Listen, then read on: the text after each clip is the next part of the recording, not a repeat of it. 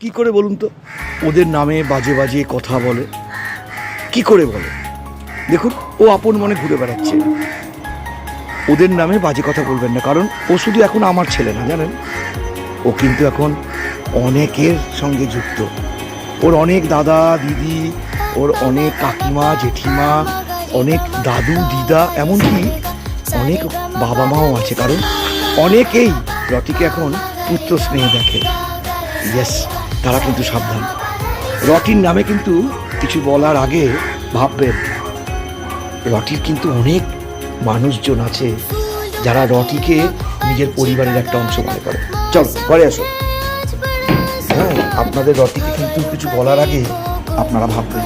এই দেখুন, ও বাগান থেকে ঘুরে এসে ওর জায়গায় ও আছে। আচ্ছা বলুন তো, কেন কেন আপনারা ওদেরকে এরকম খারাপ কথা বলেন? ইচ্ছা করে এই মুখটা দেখলে? ইচ্ছা করে বলুন তো? দেখুন, ভালো করে দেখুন। এই মুখটা দেখার পর একটাও বাজে কথা বা বাজে কমেন্ট করতে ইচ্ছে করে? গলাটা না কেমন হয়ে যাচ্ছে, মনটাও খারাপ হয় যখন এইসব ভিডিও আমাকে করতে হয়। রটি খেলবে, রটি আনন্দ করবে, এই ভিডিওগুলোই তো আপনারা দেখতে চান। কিন্তু শেয়ার করি কারণ কি জানেন, কিছু মানুষ এখনও আছে যাদেরকে সমাজের চেনা দরকার।